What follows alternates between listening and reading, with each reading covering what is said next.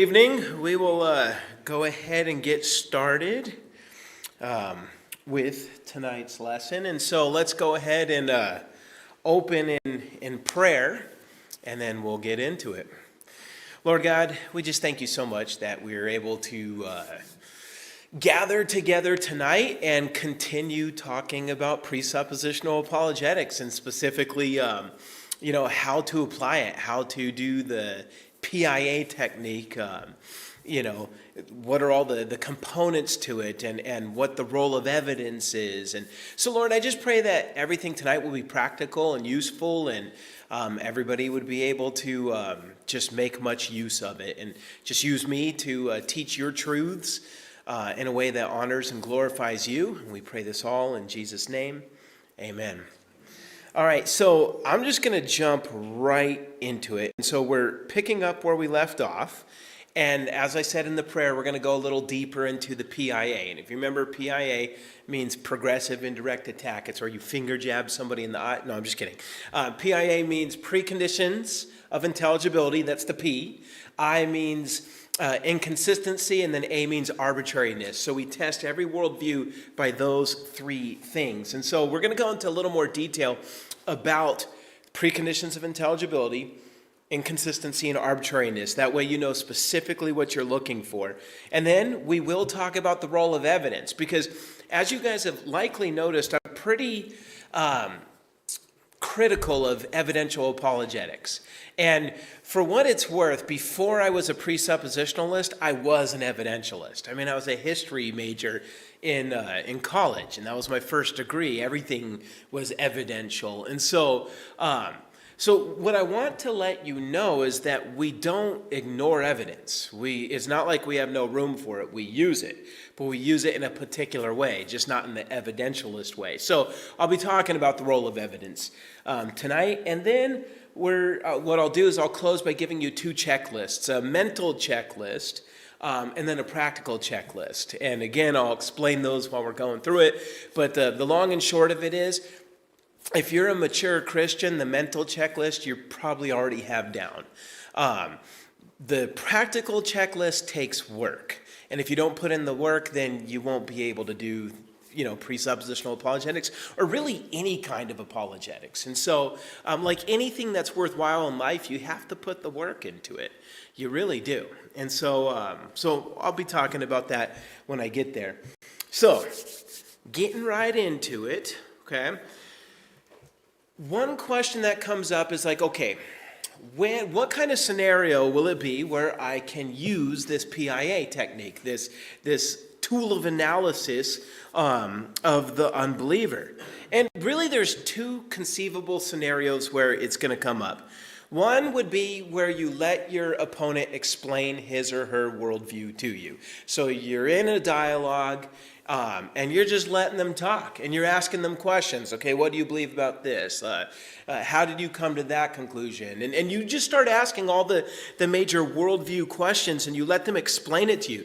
You listen to every word, and then what's going to happen is, if you're good at this PIA thing, you're going to start to notice the contradictions, you're going to start to notice the arbitrariness, and you're going to start to notice, like, okay, that won't, that can't meet the preconditions of intelligibility, and you're going to start figuring those things out, and then you start to, when it's your turn, you're able to start pointing these things out. That's one way that this happens, one scenario. The second scenario is if you want to get ahead of the curve, you could go ahead and study a whole bunch of worldviews ahead of time, right? You could be like, all right, I'm going to study Marxism, and I'm going to study evolution, and I'm going to study Islam. And man, you should do it. You really should. I've studied all that stuff. And that way, like, before you ever encounter somebody that holds to this worldview, you already in advance know what the problems are. Now, you still have to listen to them because, like, for example, most world religions, the textbook tells you one thing, but then the average person on the ground usually has a folk version of it. And so you still have to listen to them. Because if you start, I remember it was when I went down to the Mission Inn with Brian, and I was getting into it with that Muslim guy. I've told you guys about him before. And I remember I made my Trinity argument that I'm like, checkmate. And I remember he's like, sir, I have no idea what you're talking about. And I'm like, dang it. And so I had to get him in a different way, because he was a close talker, like Seinfeld would say. And I was able to smell in his breath. I'm like, sir, you've been drinking, haven't you? And then he smiled. I said, in Islam, you could be executed for that. You are not a good Muslim. And then in shame, he hung his head, and I was able to use that to go to the gospel. So again, you have to listen to your opponent and know where they're coming from, because sometimes if you study the textbook view of their worldview, that might not be exactly where they're coming from. But it is still a good practice to know these worldviews, and that's why in that lesson on unbelieving philosophy, I gave you the categories of unbelieving thought. That way you have a general idea, you know where to start, and you could just start knocking these things out one by one in your studying. Both ways of preparing are effective, and the reason why I bring this up is one of the strengths of presuppositional apologetics is the fact that you don't have to be an expert on everything. If there is a worldview you are unfamiliar with, you just let the person tell you what they believe. And then you'll be able to do this once you've practiced it enough. So don't walk away with that excuse like, well, until I've become an expert on everything, I can't obey this biblical command. Sorry, doesn't work. You'll never be an expert on everything. You could start obeying this command right away. So that's what I'll say about that. You just need to carefully listen to your opponent's argument and then respond, point out the faults. So with the PIA, which I talked about last time, it's possible to expand these letters further, so I would like to do that with some of the subcategories. That way you know what you're looking for when you are critiquing the unbeliever's worldview. So when it comes to the preconditions of intelligibility, I'll start with this one, and I'm not going to say a lot about this one because I'd really like to save this one for when we dismantle atheism, which I start next time. I think I could explain what all this means and then you'll forget, but in that one I'll show you what it means as we see it in action, and then you'll understand that. Now the other ones I will spend more time on tonight, but just for quick reference, let me make sure I got it up there. Yeah, so for the preconditions of intelligibility, the three ones we're looking for are uniformity of nature, laws of logic, and moral absolutes. And there's a more fancy way to say it as well. I'll talk about all that when we're talking about atheism.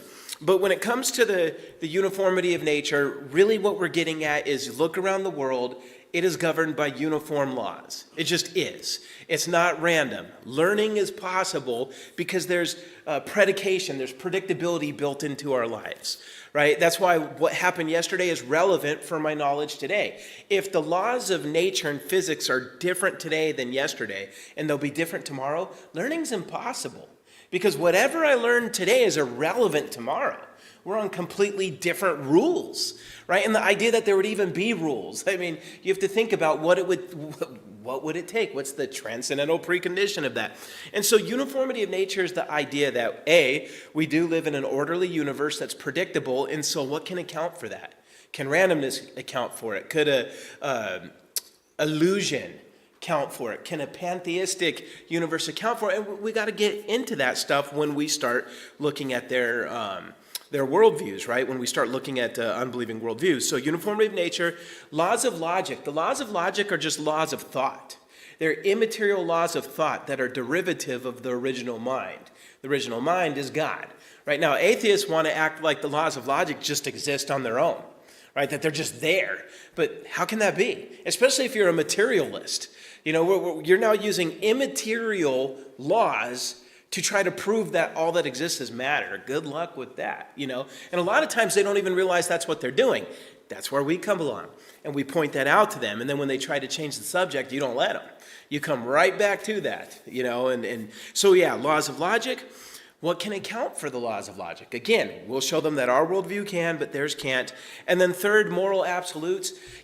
Nobody really denies the uniformity of nature. Nobody really denies the laws of logic, but everybody wants to deny moral absolutes until you rob them, or until you insult them, or until you do something illegal, mean, whatever it might be.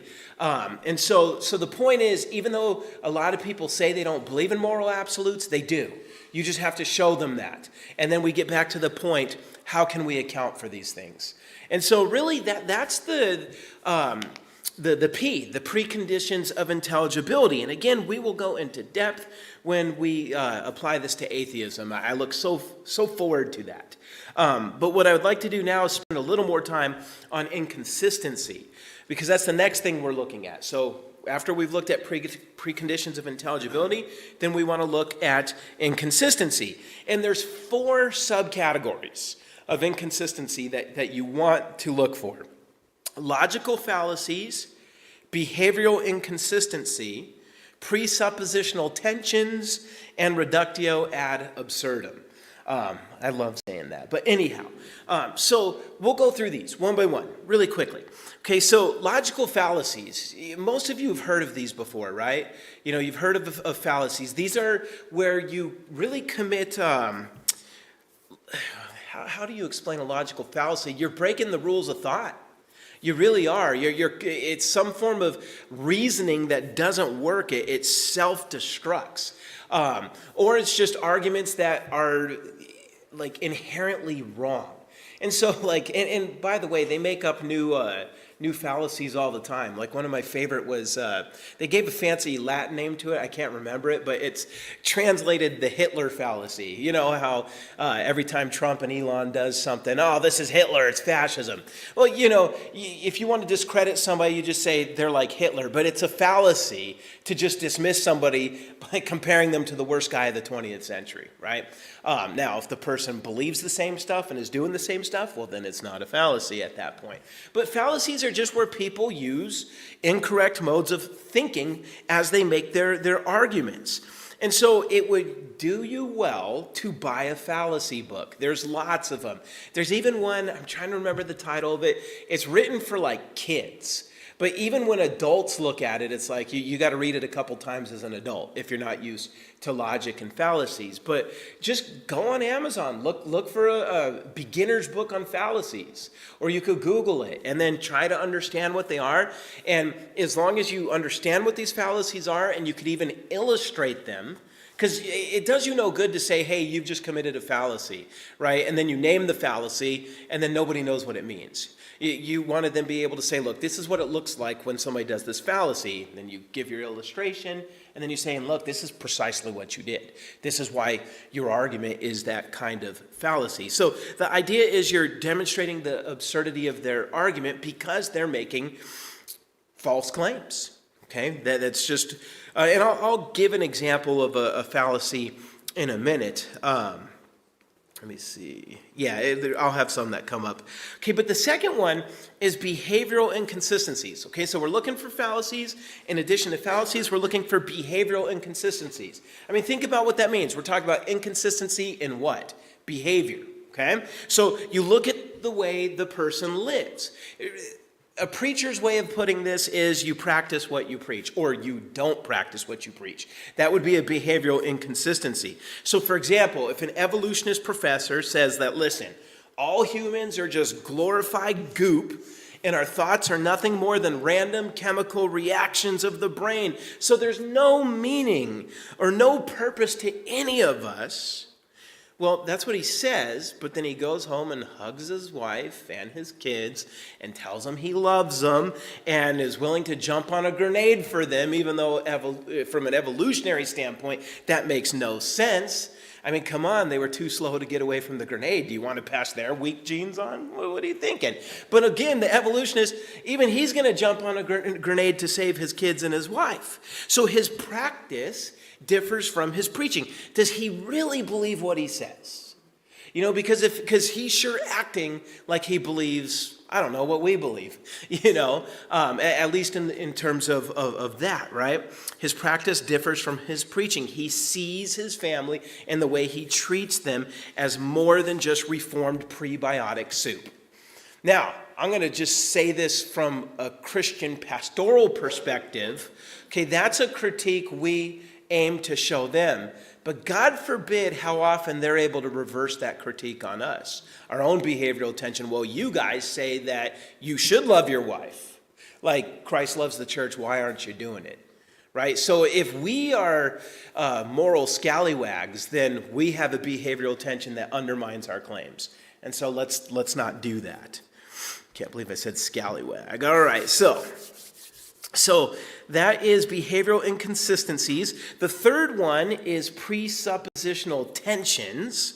So presuppositional tension occurs when people have conflicting presuppositions, obviously, right? And so an example would be a naturalist who says that everything that exists is made out of matter. I kind of just gave this a minute ago. But then he's using immaterial laws of logic and quoting fallacies and all that to try to prove his point. Like he's saying, well, you committed this fallacy and that violates modus tollens and all that. And you're thinking, okay, are you really using immaterial laws of thought to try to prove materialism? There's a presuppositional tension there. And you want to point that out because you want to say, look, I believe in that logic, but I don't know how you could believe in that logic, right? What you say, like your presuppositions, they're crashing into each other right here. And the reason why it's important to know this is because if you don't, then again, you're down at the surface level, lopping arguments back and forth, and they're never even being questioned on their ability to make that argument in the first place. That's why we need to know this stuff. And then the final inconsistency is reductio ad absurdum. Remember, it just means reduce to absurdity or reduction to absurdity. This is where you show the unbeliever, if you take his or her position to its logical conclusion, what happens? It self-destructs. It just does. So for example, if the naturalist says we are just animals, then you could say, okay, if we really are just animals, I was watching the Nature Channel, and it looks like animals are free to do whatever they desire.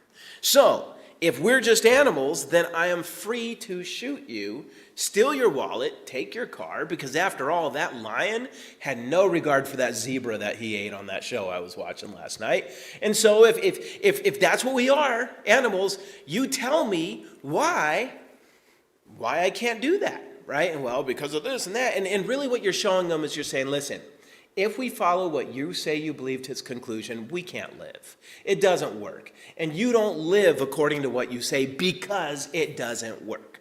I love the reductio ad absurdum. It's one of my favorite arguments to bring up because most fallacious thought runs into that wall. If you just start pulling the threads and ask the right questions, you could show where that idea ends up. Okay, so that is inconsistency. So we got the preconditions of intelligibility, which is uniformity in nature, laws of logic, and moral absolutes. We've got the inconsistency, which is fallacies or logical fallacies, behavioral inconsistency, presuppositional tensions, and reductio ad absurdum. And now we're going to go to arbitrariness, and we have 4 subcategories there as well. 4 types of arbitrariness you may notice. First is mere opinion. The second is relativism. The third is prejudicial conjecture. And the fourth is unargued philosophical bias. So, again, what do these things mean? Well, a lot of people believe something's true just because they believe it's true. That's mere opinion. Some people will assert their opinion as if it's an argument. But here's the thing. An opinion is irrelevant to the truth. Okay, if it's the truth, then there you go. But just an opinion, it's irrelevant regarding the truth. The facts of the world don't change just because a person has a contrary opinion of the facts. In the last, 4 years, our society was experimenting with this idea that we could deny the facts of biology and just say, okay, if you think you're a woman, even though biologically you're a male, well, we believe you. No, it doesn't work. Your opinion does not change reality.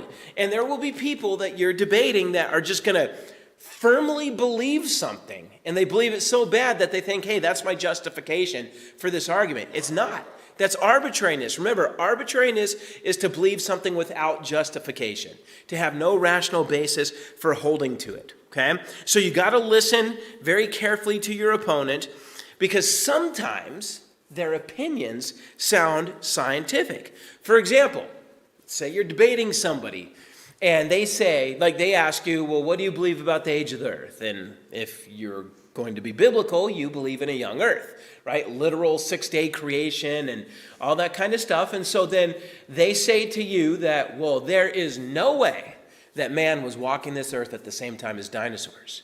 Now that sounds like an argument, doesn't it? It's not. That's just an opinion. It's a statement that sounds scientific, but it is just a person's opinion. It has not, they cannot prove that by the evidence. When they say there's no way that man walked when the dinosaurs walked, and you could then ask, okay, wait, how do you know that?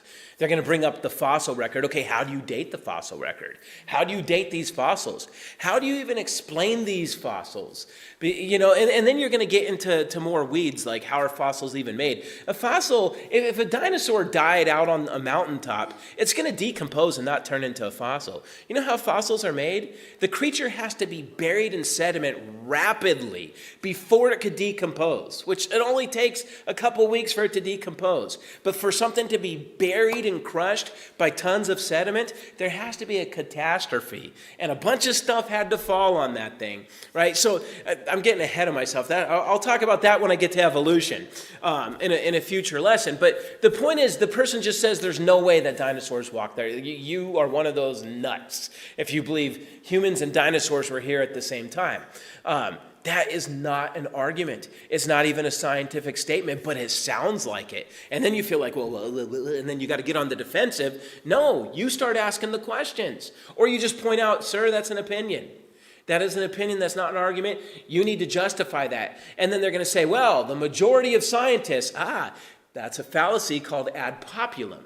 Okay? Ad populum just means appeal to the majority. How many times in history have the majority been wrong? Hundreds of years ago, the majority of scientists believed the earth was the center of the universe.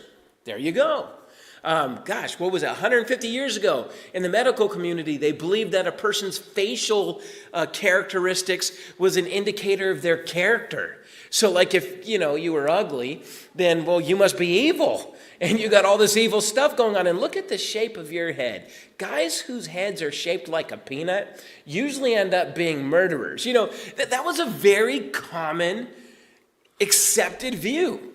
I can't pronounce the word right, but it's like a physiognomy or something like that. And you got some knuckleheads right now who are like, they're these resurgent racists, and they're claiming that.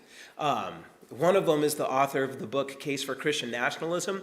About 2 months ago, put up there and said, this is a real thing. And he quoted that word and just saying that, you could tell a person's character based on their facial expressions. And a lot of that comes into theories of race and all that people were putting out in the 1880s, and stuff like that. And again, if you were to argue with some of these folks 150 years ago, they would say the majority of the scientific community thinks this.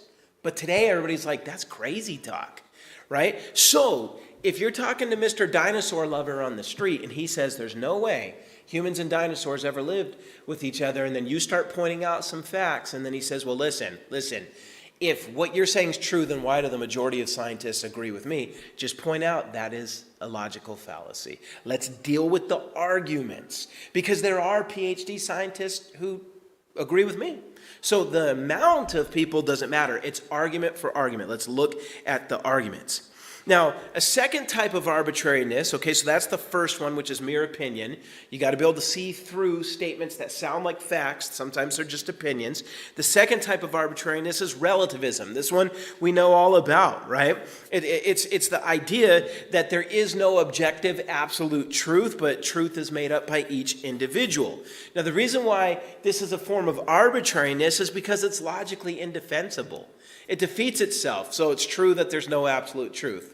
If it's true, then it's false. It defeats itself. And then again, they're just appealing to that to shut down your moral judgment, right? That's why it's arbitrary. It's not something they could prove. It's not something they have any good reason to believe. It's you saying that, you know what? You shouldn't just be able to sleep around before you get married. Well, hold on. That's your morals, but who are you to say, listen, everybody chooses for themselves, that it's an arbitrary dodge to try to get around what you are clearly saying. And so just point out the incoherence of it, the arbitrariness of it, and then move on. The third one is prejudicial conjecture. Prejudicial conjecture, this occurs when a person assumes that his reasoning is based on facts, when in reality, it's just his opinion. So it's mere opinion, but it's mere opinion on steroids, because the person is convinced that his opinion is true and that everybody should agree with him or you're an idiot.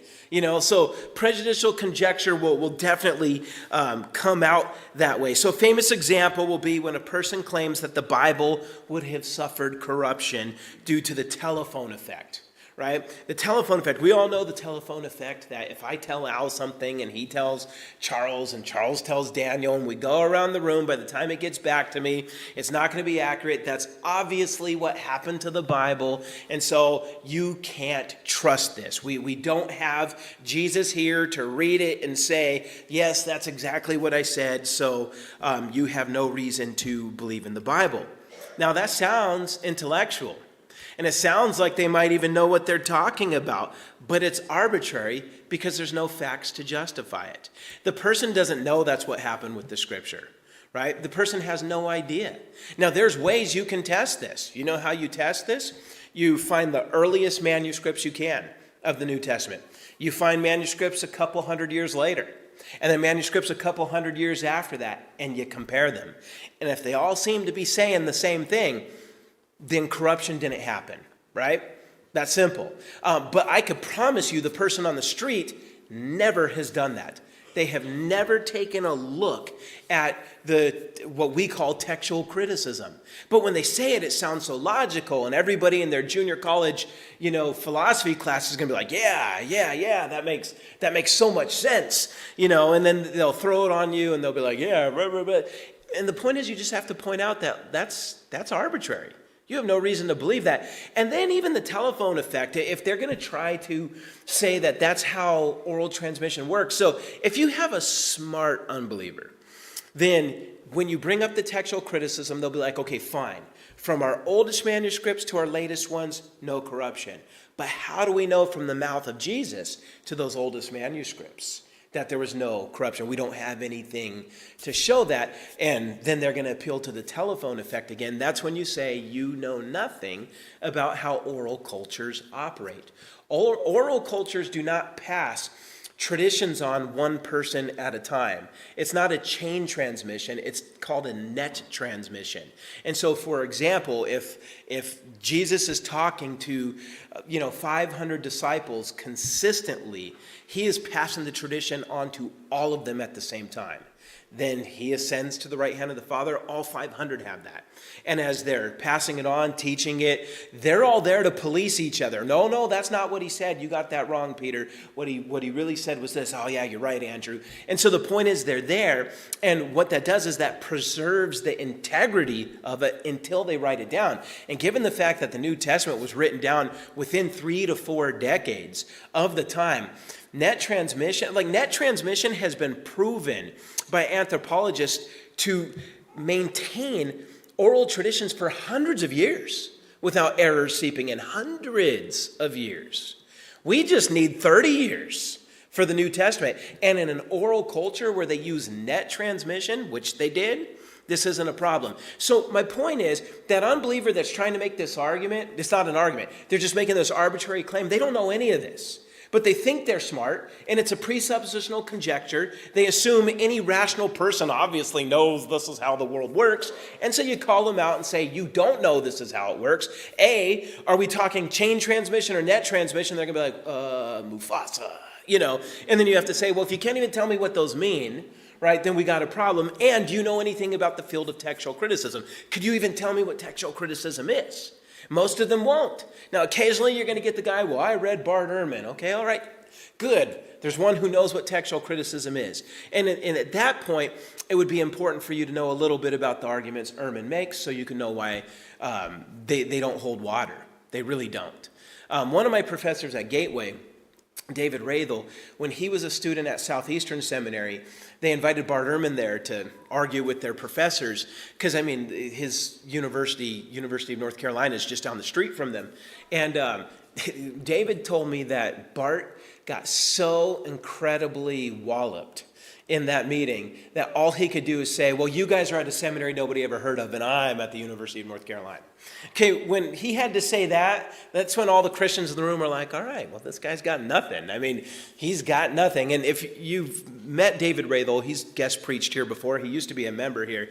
He is not the type who's given over to hyperbole or exaggeration like I am when I tell stories. And so if the way he told it, I guarantee is exactly how it happened. It just is. And so, Barterman, you don't got to worry about him. Now, the fourth form of arbitrariness is unargued philosophical bias. Okay? This is an unstated bias that a person has, and the person presumes it to be true rather than them proving it's true. And so the one who holds the bias expects you to hold the same bias. So here would be an example. You're starting to make an argument with the unbeliever, and you go to some biblical testimony about the resurrection of Christ, let's say. He says, you cannot use the Bible as a historical source. You have to establish this stuff outside of the Bible because that's a biased source, man. Well, first off, every source is biased, and your rule is biased. This is an unargued philosophical bias that you think it fell down from the universe and only applies to the Bible, by the way. No other ancient religion, no other ancient. So you're telling me when we're trying to figure out, what was happening with Plato, we can't use anything Plato wrote to understand Plato? They wouldn't say that, right? But when it comes to Christianity, they always try to say, no, you have to prove your case without the Bible. Now, listen, we could establish the existence of Jesus and quite a few things without the Bible. And with archaeology, we could corroborate a lot of stuff, but we don't have to play that game. We could say that is an unargued philosophical bias. Every document of the New Testament is a lot closer to the source than any other ancient historical document is. And so if we could use those, we could use this. And, and then you could bring up the fact that archaeologists have used the Bible to find locations. So the scientific community and even the archaeological community, by and large, does not agree with your statement that you can't use the Bible. They use it all the time. Even if they don't believe in it, they use it all the time because it's helped them find things. And so the point is, what you want to do is you want to watch very closely for these four types of arbitrariness. And I tried to give examples that sound smart when the person's saying them so that you understand that very rarely are they going to just give you something that's so incredibly dumb sounding that you're like, really?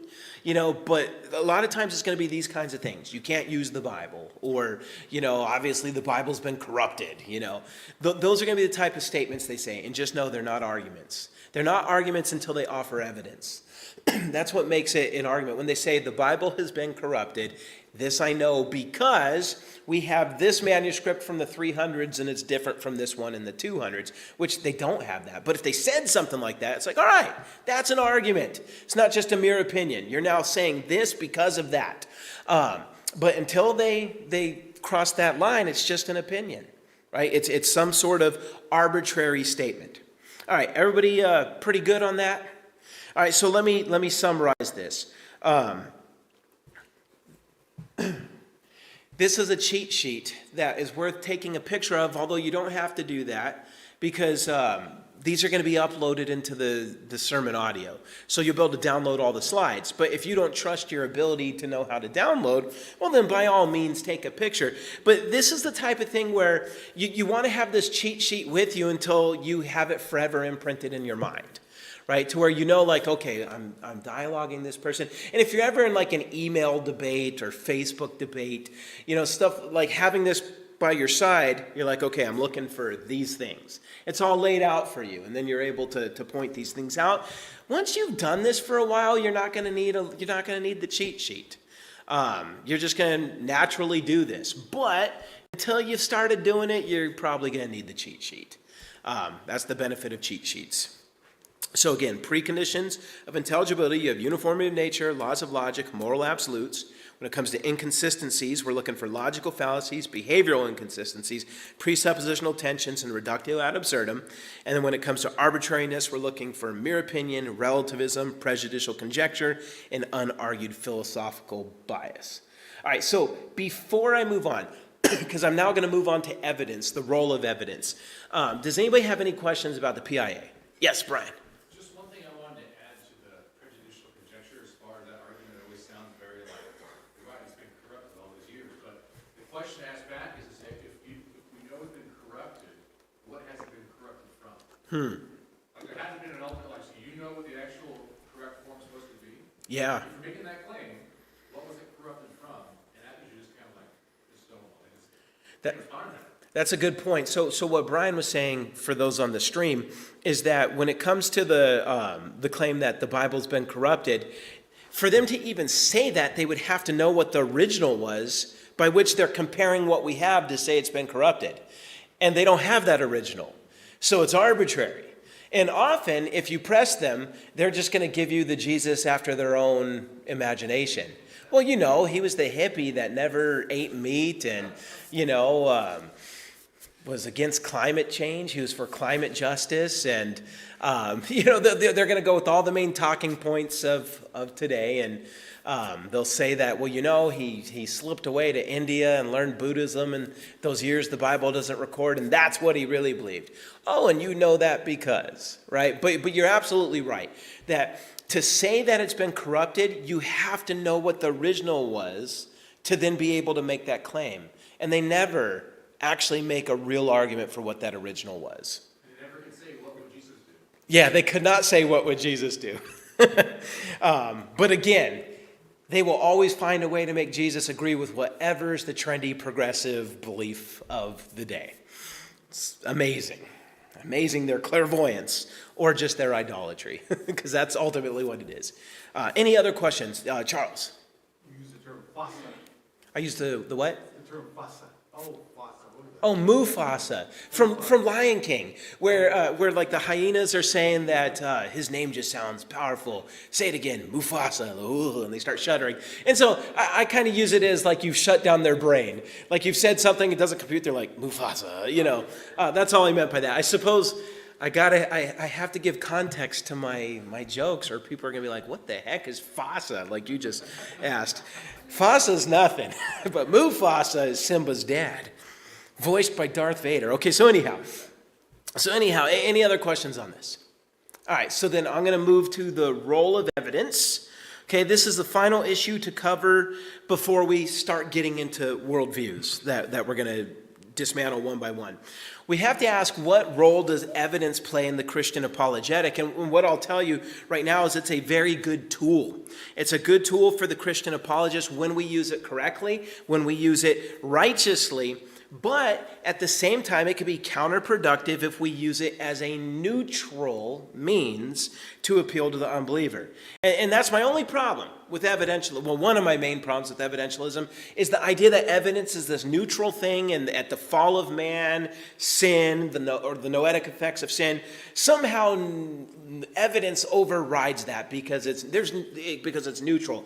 And it goes back to what I was saying from the beginning of this course. There is no neutral territory, right? So, and I'll talk more about this, but the point is, if you're going to appeal to evidence as if it's this neutral thing, like, hey, I'm taking God out of it, I'm taking the Bible out of it, you and me are just rational, non-biased people going through the evidence, no, that is counterproductive.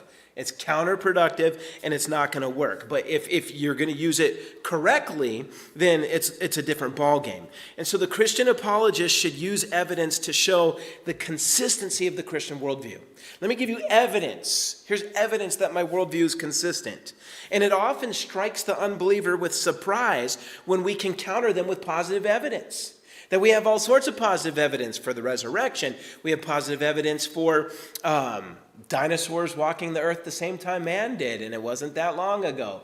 And I'll tell you, as time goes on, it doesn't get worse for us. It only gets better for us. When I wrote my first creation evolution paper in college, I was 18. That was long before somebody discovered dinosaur DNA that you could stretch and hold in a lab, which should be impossible.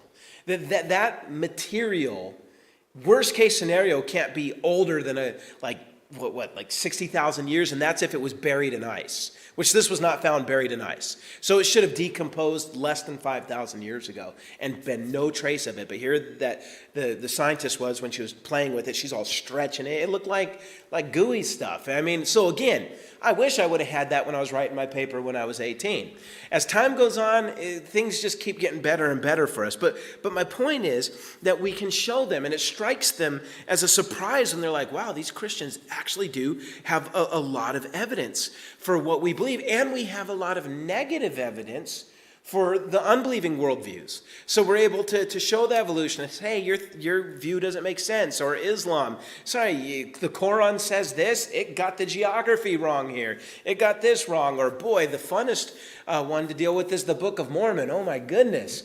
You want to deal with evidence that shows something to be a fraud. My goodness, like where are the swords, Mr. Smith? Because you're describing battles with hilted double-edged blades and like body parts being lopped off, but the most sophisticated weapon in this part of the world before Columbus got here was a stick with volcanic rock glued to it. So help me out here, Mr. Smith.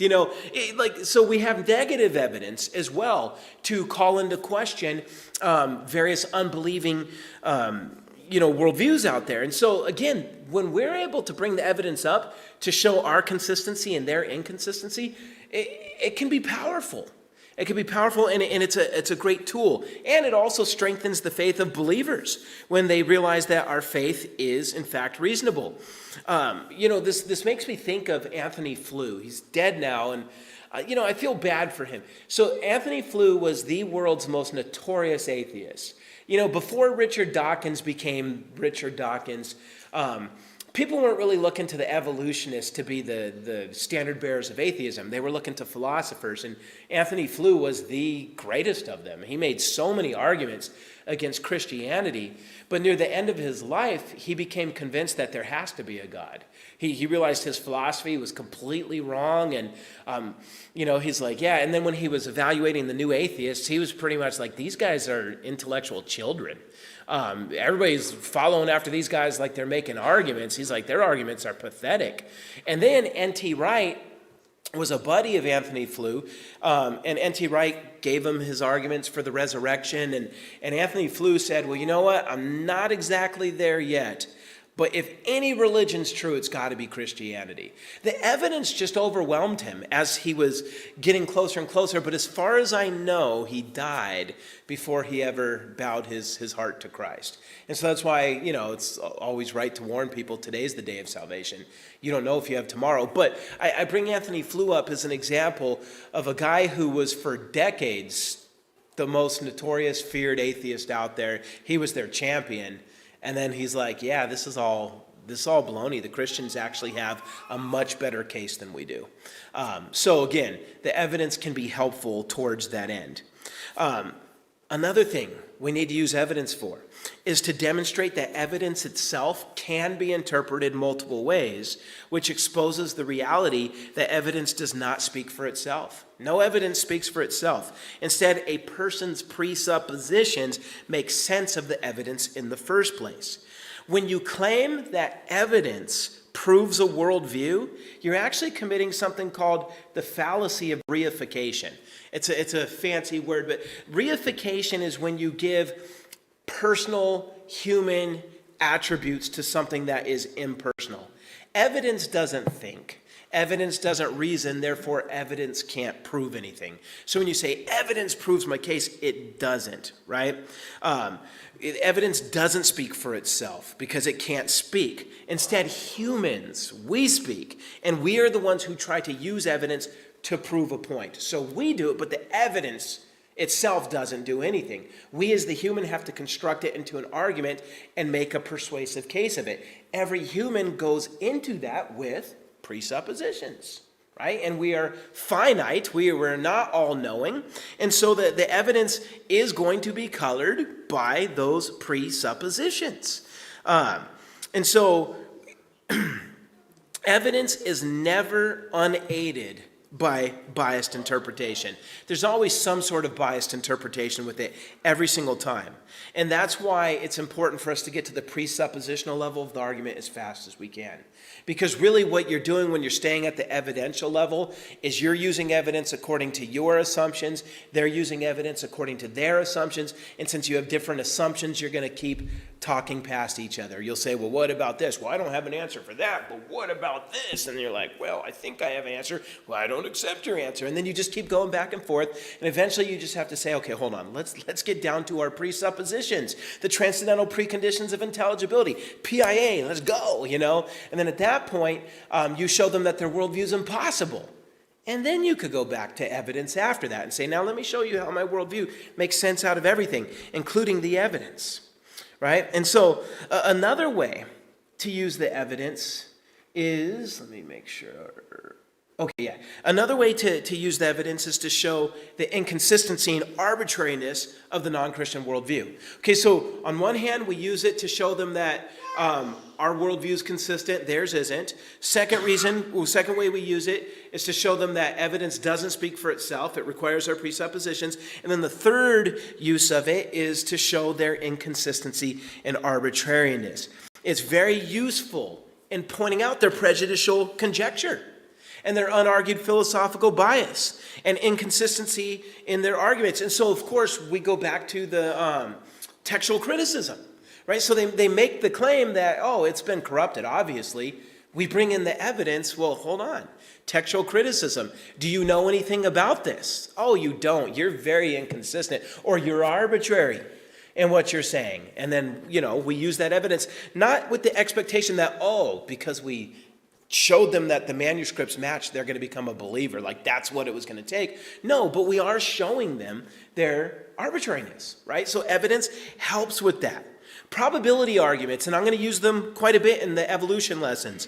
Probability arguments could be used for this end because it is very inconsistent for atheists to believe that life came from non-living matter when the probability of that is a number so big that there's not even as many atoms in the universe as the number of that probability. And yet, so they bet everything on that, and yet they won't bring an umbrella to work when they say there's only 15% chance of showers. 15% chance of showers is a lot more than the 1 and so many zeros you can't even think of for their spontaneous generation view. Yet they'll believe in the spontaneous generation when it's 0.0000000 impossibility. Okay, they'll bet it all on that, but then they won't even bring an umbrella when there's a 15% possibility it might rain. So you're showing a behavioral inconsistency, and you're just showing arbitrariness, right? Like, come on. You wouldn't really think it's rational to believe in something in which the odds are so against it, right? So probability is very helpful in that.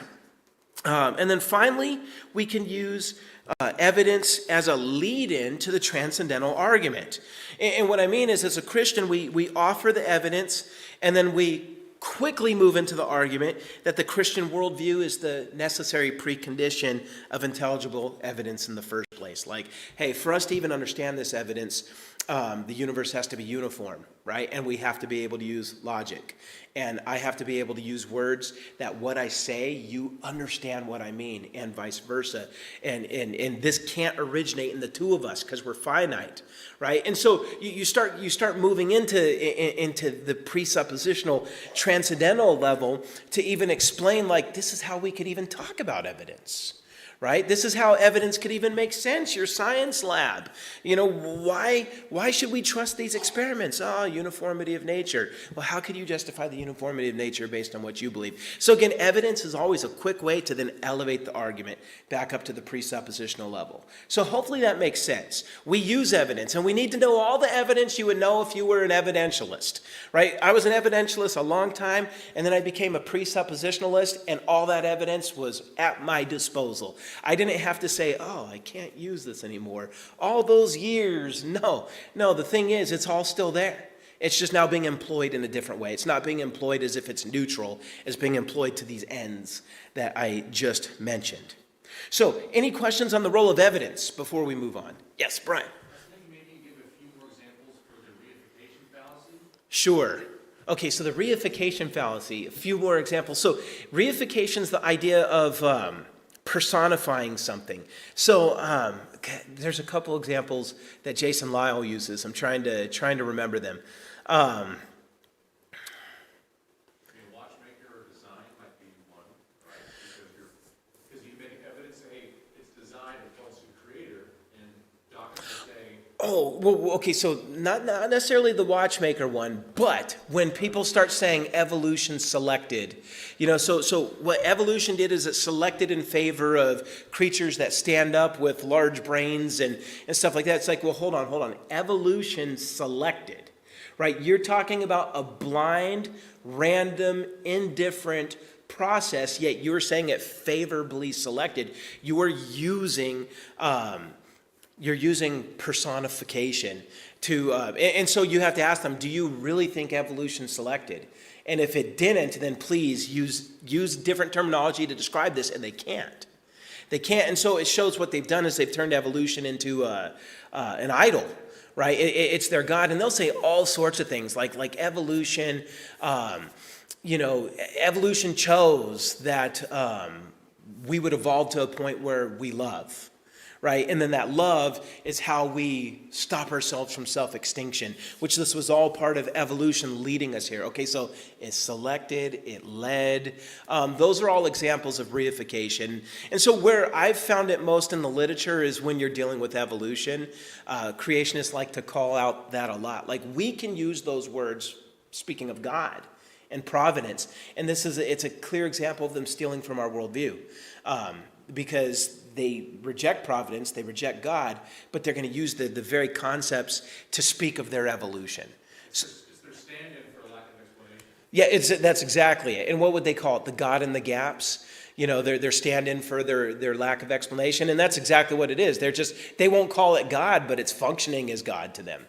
And so the fallacy of reification I have found to be useful there. I'm sure if I had more time to think about it, there's probably examples of it that are outside evolution. You could probably use it in just about everywhere. But yeah, that's the most common I found it. But good question. Any other questions? Yes, Al. Well, I mean, don't evolutionists think that, like survival of the fittest, or that the cosmos, as people, the genes survive, and the ones that are weak don't survive? Isn't that how they get to an intelligent, upright Well, brain? that's what they used to say. If you were to talk to them, so Al's question is, don't they use natural selection as their explanation of how we got where we're at? No, that's what they used to say like in the 1880s, because that was what Darwin gave as his mechanism. There's a problem with it. And again, I'm getting ahead of myself, but when we get to the evolution lessons, the first people to ever propose natural selection were Christian creationists, young earth creationists, and all the secular uniformitarians are like, oh no, that's stupid. But then Darwin uses it, and they're like, oh yeah, natural selection. And then Christian fundamentalists in response are like, we don't believe in natural selection. And so now it makes us look like we're the dummies. But the problem with natural selection is it only has the ability to remove information, right? It removes genetic diversity. It doesn't make anything new. All it does is like maybe if you're in an area where the branches are low and so you can't outrun the lions if you're tall, and so Albert-sized folks are going to survive, then what's going to happen is all the tall people like me get eaten. Thomas ain't going to last at all, and then but then you end up with a race of 4-footers, and they're able to run really good in that environment. Well, that hasn't actually added genetic diversity. That's got rid of all height types except short. So what it's actually done is reduce the total amount of genetic information. And so evolutionists eventually realize, natural selection actually can't create, it can only remove. So that's when neo-Darwinianism in the 1930s came up with mutations as well. So it's not, so you have natural selection getting out the unfit, but then you have these mutations which are supposedly random, and eventually you get a mutation that changes the species.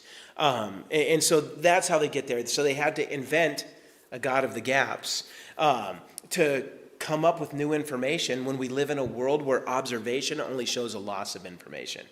But when I get to the evolution, I'll show you how the mutations also represent only a loss of information, never the addition of new information. So, they don't have a chance against us, just to let you know. And again, they Yeah. can't, no matter what they come up with, they can't prove it in No. the lab.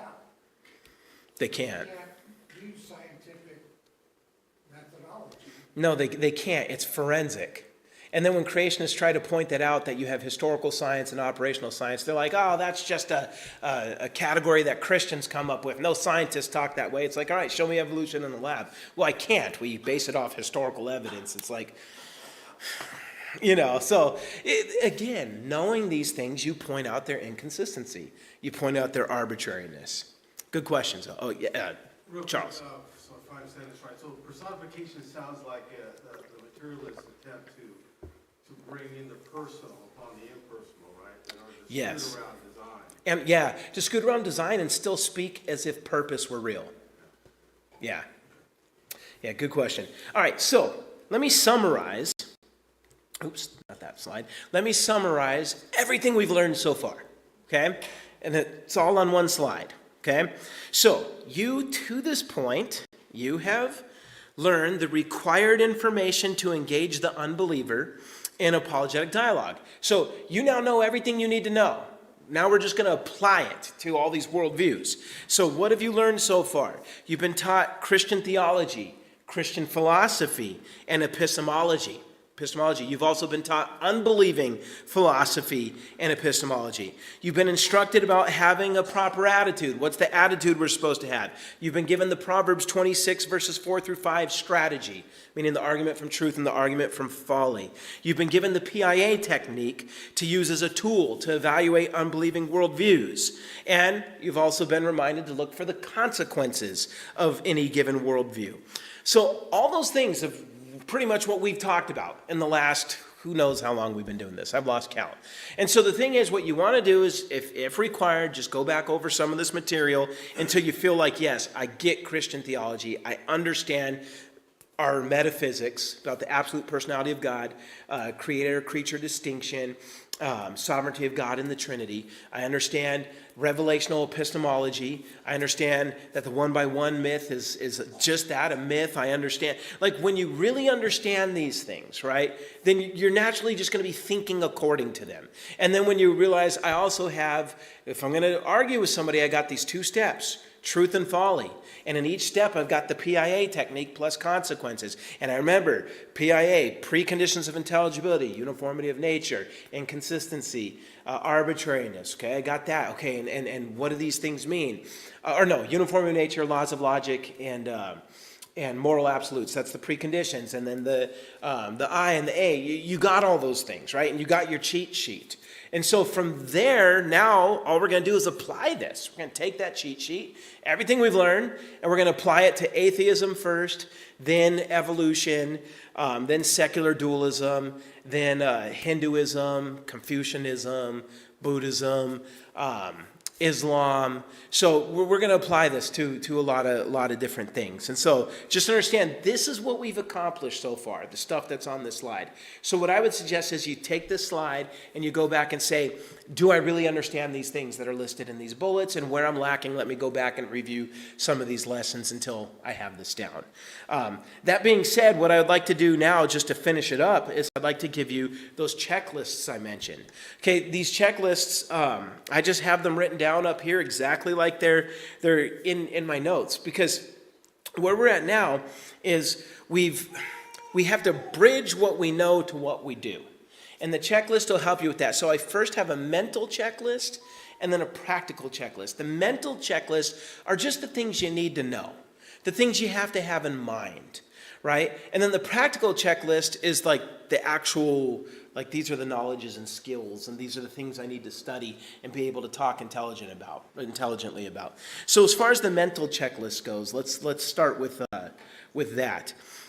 First thing you need to always have in your mind, And again, if you're short on any of this, you go and review the theology to get you there. But Christ has to be sanctified as the Lord in your heart at all times.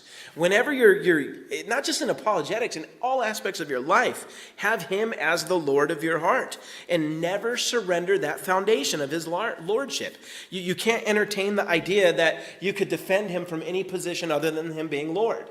You can't be like, well, I'm going to take him off his throne for argument's sake, and then with evidence, help you put him back on his throne. No, never, never, never. You always start with him on the throne, and you don't budge on that. And then second, we're obligated to offer a defense whenever we're challenged. We don't have an option out of this. It's a command. 1 Peter chapter 3, verse 15, and Philippians 1:7. But as we give our defense, even though it's spiritual war, it's got to be gentle, yet firm at the same time. Third, we're defending Christian theism as an entire unit. Remember that. You're not defending little pieces of it in a piecemeal argument. We're defending the whole thing as a block unit that explains everything.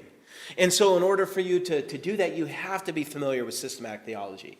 You don't have to be a master of it. It's hard to master it. But you got to be familiar. I gave you enough to where you probably will know more than 90% of Christians in America, but I would still suggest you go further than that and dive a little deeper into the doctrines of our faith. And then the fourth point that you mentally have to remember is God's revelation is everywhere. There's nothing anywhere that doesn't point to him. And we have two forms of his revelation. What kind? General, which is creation, and special, which is the Bible. And God's revelation is self-attesting. You don't have to prove it, with outside stuff. Because it comes from God, there's no higher court to which you could put it. So, got to remember that. Next, you have to... Man, where's this phlegm coming from? You have to remember that believers and unbelievers are fundamentally different from each other because of regeneration and spiritual death. They are totally depraved. They are under the noetic effects of sin, all that stuff I mentioned in the first lesson. And so what they're doing because of that is you need to know when you're talking to them, they are intellectually suppressing the truth. Okay, that's what's happening in them. They're suppressing it. Okay, so I'm not proving something that's not there. I'm trying to break that suppression. That when you know that, that changes the strategy. Okay, so we're trying to break that suppression. Next, there's no neutrality, none, between the believer and the unbeliever. So don't fall into that unbelieving trap for even a moment, because that's their trap in their favor. Next, false belief in human autonomy caused the fall with Eve. Okay, we saw that. So just remember, when they're trying to lure me into autonomous reasoning, I have to remember, our first mother, that's how she fell. So I'm not going there. I'm going to have a dependent revelational epistemology where I depend on what God has revealed. The next one, reasoning must begin at the presuppositional level to expose the unbeliever's biased commitments and to destroy the myth of neutrality. That's why we start and finish it at the presuppositional level. And then Christianity is a distinct philosophy that stands against all worldly philosophies. So remember, it's our philosophy versus theirs. Our theology becomes a philosophy. We just translate it into the philosophical language because we're battling philosophies out there, right? And so our fundamental presupposition and commitment is the sum of Christian theology and philosophy, and our reasoning is built off of that. A couple more things. In the mental checklist, worldly philosophy always begins with human autonomy, and it leads to a variety of positions. But ultimately, we could reduce all unbelieving systems down to a mixture of idolatry and atheism. They're all so when they're holding to no standard, they're appealing to atheism, but then once you back them in the corner and now they have a standard, they've switched to idolatry, and you got to see that this is what they're doing. They're going back and forth. Worldly philosophy is incapable of discovering truth. It just is. Yet unbelievers, though, even though their philosophy is incapable of discovering truth, unbelievers still discover truth nevertheless, and they can know things with certainty because they're borrowing from our worldview. Right? They get things right because they unwittingly borrow from our worldview. And then worldly epistemology cannot account for knowledge. It really can't. But our epistemology does. And so you got to remember that. They can't account for it, but I can. Always have that in your mind. And then the last two of the mental checklist. Unbelievers commit the two intellectual sins of arbitrariness and inconsistency. They just do. They're always guilty of it all the time. So just look for it. Perform that internal critique to demonstrate it. And then finally, the transcendental argument for the existence of God, tag, demonstrates that in all circumstances, unbelieving presuppositions are impossible. So having those things in your mind as you're going out engaging is important. This is the easy part. Okay, the mental checklist is really the easy part. Now, moving to the practical checklist, this is where it takes a little bit of work. Oh, yes, Al. I'm sorry, before you get to the practical Oops. checklist. Yes, I'm listening. Can you equate knowledge with information? Can you equate knowledge with information? Well, information, I mean, I'm pretty sure they're related. Well, when I say information, I'm talking about the DNA strand and all that. Yeah, so the information has to come from an intelligent source. Information doesn't just, like, a mind produces information. But if you're saying that, does information mean we know it? Well, you have to absorb that information to know it. You're saying that we have knowledge. Or can you back up one slide? Yes. Worldly epistemology cannot account for knowledge at all. The Christian epistemology accounts for knowledge. Yes. That's what I'm saying, that accounts for information, a more generic term for knowledge, I guess. That there's an intelligence. Well, so here's how I would respond to that. That like the atheist can figure out that penicillin really can kill certain illnesses and hence make antibiotics, and it's real knowledge, right? It's not just information, it's knowledge they have. But on their own epistemology, if it were true, they would have never been able to discover that. It's because our epistemology is true, and God's designed us to live in this world that He's made, where He's given us dominion, to where we can learn these things because nature's uniform. And because so what we would say is that, yeah, they know true things, but not because of their epistemology. It's because they're using ours even if they don't realize it, if that makes sense. Yeah.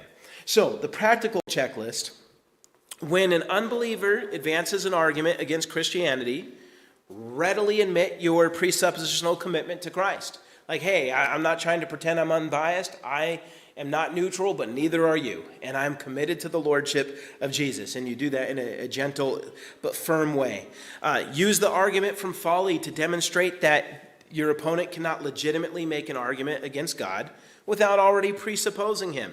So again, this is the transcendental argument. You're like, hey, for you to even make this argument, like the problem of evil can't exist if God doesn't exist, right? So if there's no God, then there's no evil, and the Holocaust is okay, and we should expect and embrace worse things to come. And they're like, oh, that's a reductio ad absurdum.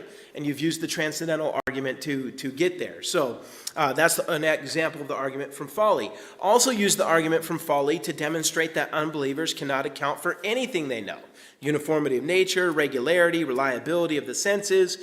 So we are now internally critiquing their worldview.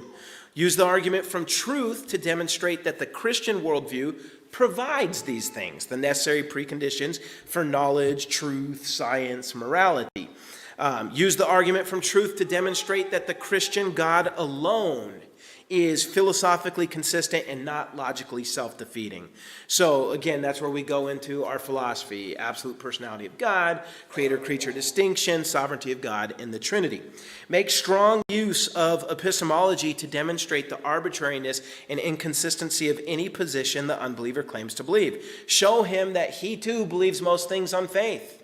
Right? The guy who makes the argument that dinosaurs and man could not have walked the earth at the same time, that is a faith statement. So use the epistemological questions of there's no way you could know what happened 60 million years ago. If there was a 60 million years ago, you just can't justify it. You're getting there based on faith because this guy says this, and you're assuming, X, Y, and Z and things like that. So you want to show them with epistemology that, look, they're believing things off faith as well, but then you use the transcendental argument to show them that their faith is unstable because everything blows up if what they believed is true. Make strong use of epistemology to demonstrate the futility of human autonomy. Know as much as you can. This is probably the long part, okay? Know as much as you can about various systems of unbelief so that your internal critique of it comes easy. The more homework you do on all forms of knowledge raised in opposition of Christ, the easier it will come for you when you are debating them and arguing them. So it does mean you have to do some homework. Now, if you come across an unbeliever, like if somebody comes to me and they're just a straight up pagan, I haven't studied that much on paganism, so I'm going to have to let them talk, right? I'm going to have to let them talk, and then I'm going to perform my critique the way I mentioned to you guys earlier. If you don't know anything about their worldview, listen to them long enough until you can then start to find the points to critique. And then finally, explain to the unbeliever that he already knows that God exists, the biblical God, and that he is suppressing that knowledge. Just tell him that. And you're showing him that and showing him that he's borrowing from our worldview, right? You're saying look, this is evidence that you're suppressing that truth, right? You want moral absolutes if I rob you. And that's because you know God exists and you're suppressing that. And so God's image within the unbeliever makes understanding possible, and they can't escape it. Right? So appeal to this person's conscience and then command repentance and faith, as Paul does in Acts 17 to a bunch of pagans. And then, of course, pray before and after for your heart and attitude to be right and for the Holy Spirit to grant regeneration and faith to the unbeliever. I'm going to try to blast through the rest of this stuff. I actually got a little more material, but here's what I'll say, to shortcut this real quick. These two checklists are lengthy. The first one, you should already know. If you're going to a church that, teaches the doctrines of grace and does expositional preaching, and you're reading your Bible on a regular basis, you should already be thinking God's thoughts after him. You should already be setting Christ up as Lord in your heart. These are things that, your mind should be renewed. You should naturally be thinking this way. The mental checklist should be there. And of course, if you're newer to, sound theology, then yeah, you'll grow in that. You'll grow in it. Just keep reading the Bible, keep attending classes like this, keep studying and growing, and the mental part will come. Now, the practical checklist, that takes a little more time. It just does. In fact, it takes a lot more time because, as I show in the slide up here, it takes practice knowing how to use the argument from truth in a way that actually savages their view and the argument of falling the same way. Now, I'm going to give you a lot of good examples in the rest of this course, right? And so I'm going to save you guys a lot of time on that. But you're going to have to practice with this a little bit. And, it's going to take some time learning philosophy and things about science like evolution and their theories and why it doesn't work. I mean, you got to read some books, get some good creationist literature out there, and buy some good philosophy books written by Christians and good logic books. I've got a couple in my office. Norm Geisler, some other guy, wrote a book on Christian logic. And so you don't have to learn it from the unbeliever. You can learn it from believers, and these things will help you out, right? And by the way, when I talk about the doctrines of grace, when I say that you want to be at a church that teaches the doctrines of grace, that's just Reformed theology, Reformed soteriology. This kind of apologetic doesn't work with Arminianism. It doesn't work with semi-Pelagianism, and it doesn't work with whatever this provisionism stuff is that is, trying to catch wind places.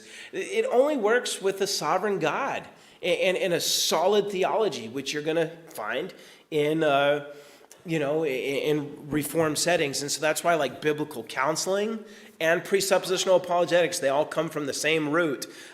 They happen in churches and among believers that hold to Reformed commitments. So that's why Van Til insisted this is the Reformed apologetic, even though it made other Reformed guys like R.C. Sproul mad. But I think Van Til, I think he was right on that. And then, let me see, is there anything else? Yeah, there's just so much to cover, and I don't want to keep you guys here all night. So the last thing I'll say is why presuppositionalism. Yeah, just everything that's up there. The reason why presuppositionalism is effective and why we should use it is, one, you honor Christ in every circumstance if you're doing this right.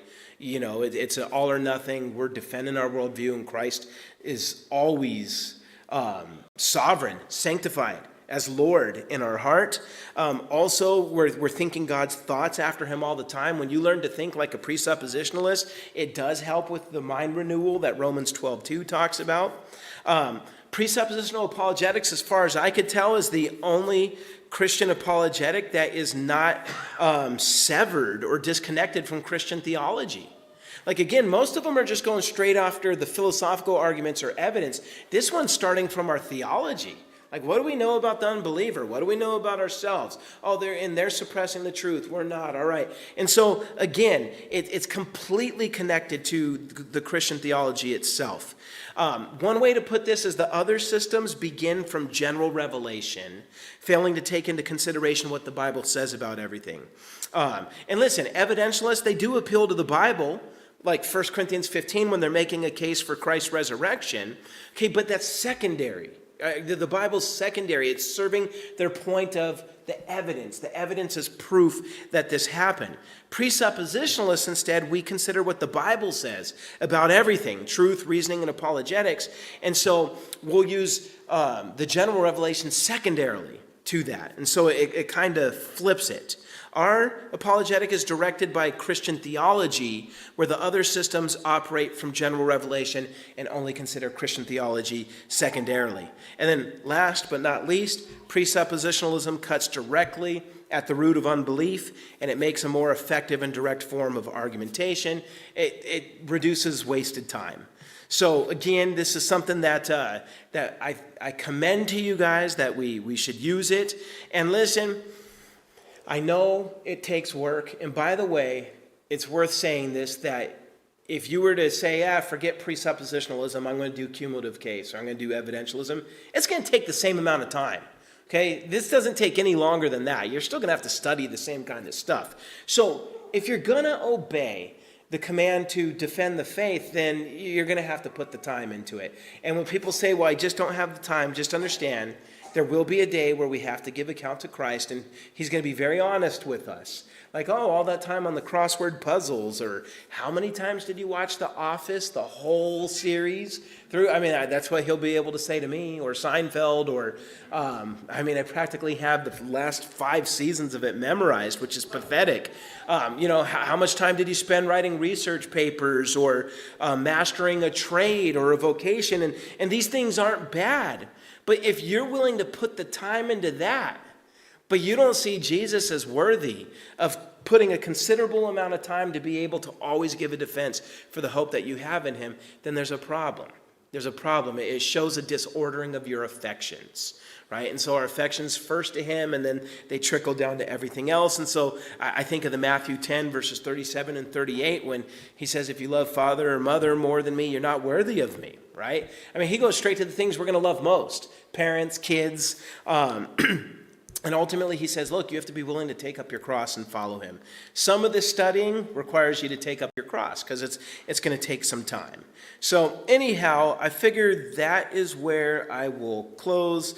I'll just leave that conclusion slide up there to summarize everything I've already said, and I figure there's no point repeating it again and again. And so what I'm going to do is I'm going to open it for questions